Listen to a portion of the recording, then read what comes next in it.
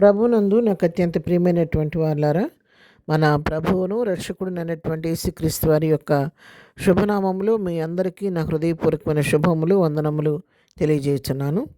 ఉదయకాల సమయంలో దేవుని వాక్యాన్ని ధ్యానం చేసుకుందాము. ఈరోజు వాక్య ధ్యానము కొరకు మనం తీసుకున్నటువంటి లేఖన భాగము మత్తయి సువార్త 5వ అధ్యాయము 14వ వచనం చదువుకుందాం. మీరు లోకమునకు వెలుగై ఉన్నారు, కొండ మీద నుండి పట్టణము మరుగై ఉండ నేరదు. మనుషులు దీపం వెలిగించి కొంచెం క్రింద పెట్టరు కానీ అది ఇంట నుండి వారికి అందరికీ వెలిగించుటకై దీపస్తంభం మీదనే పెట్టుదురు. మనుషులు మీ సత్క్రియలను చూచి పరలోకమందున్న మీ తండ్రిని మహింపరచినట్లు వారి ఎడల మీ వెలుగు ప్రకాశింపనీయుడి. ఆమేన్. దేవుని నామమునకు మహిమ కలుగునుగాక. మరి స్వయంగా మన ప్రభు అయినటువంటి యేసుక్రీస్తు వారు తన శిష్యులతో చెప్పినటువంటి మాటలు 5వ అధ్యాయం 1వ వచనం మనం చూస్తే, ఆయన జనసమూహమును చూచి కొండ ఎక్కి కూర్చుండగా ఆయన శిష్యులు ఆయన యుద్ధకు వచ్చిరి. అప్పుడు ఆయన నోరు తెరిచి ఇలాగ బోధింపసాగాను. ఈ విధంగా తన శిష్యులతో ప్రభు చెప్తున్నటువంటి శ్రేష్టమైనటువంటి మాటలు.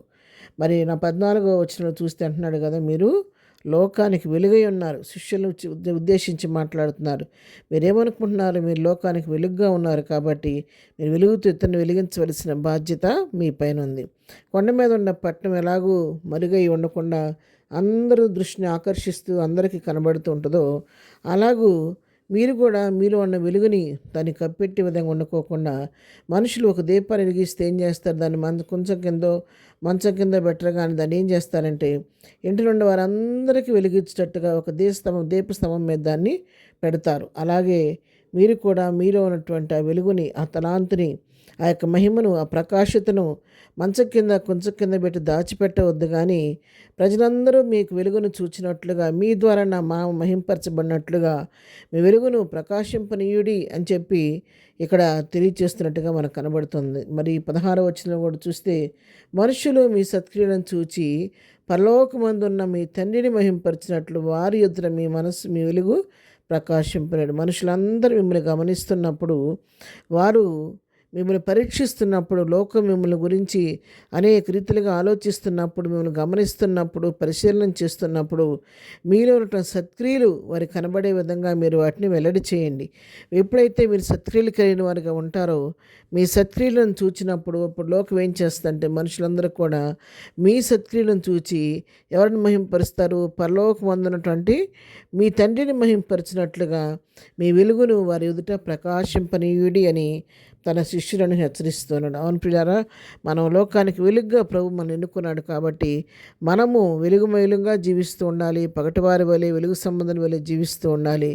మనం చేసేటటువంటి మంచి కార్యాలు, మన యొక్క సాక్షి జీవితము, మన యొక్క యుక్తమైన ప్రవర్తన, మన యొక్క సత్క్రియలు చూచి ప్రజలు ప్రభు వైపు ఆకర్షించబడాలి. అంతేకాదు మన సత్క్రియలను చూచి వారు పరలోకం ఉన్నటువంటి మన తండ్రిని వారు మహింపరిచేవారిగా ఉండాలి. కాబట్టి దేవుని బిడ్డలమైన మనము వెలుగుగా ప్రభు మనం ఏర్పరచుకున్నప్పుడు మనం ఆయన నామానికి అవమానం తెచ్చేవారిగా జీవించకూడదు. కానీ ఆ యొక్క వెలుగును లోకానికి ప్రసరింపచేసేవారిగా, కొండ మీద ఉన్న పట్టు మరుగవకుండా ఎట్లా ఉంటుందో అలాగ నలుగురికి ఆయన వెలుగును ప్రకాశింపచేసేవారిగా, ఆయన మహిమను కనిపరిచేవారిగా ఈ లోకంలో మనం జీవించాలి.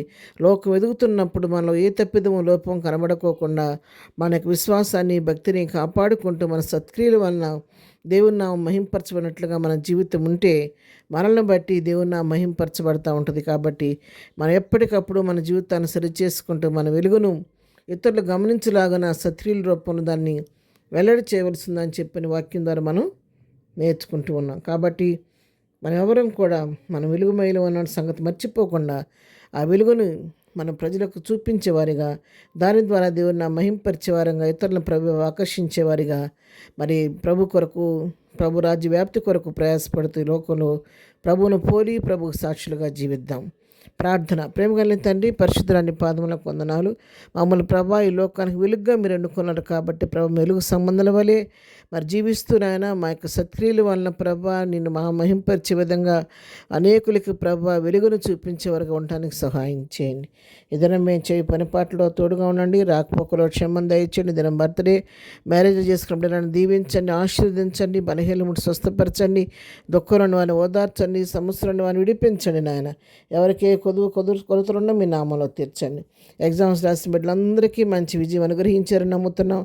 ఎవరైనా ప్రభు విజయం పొందలేకపోతే వారిని ధైర్యపరిచి మరొక అవకాశం వారికి దయచేయండి నాయన.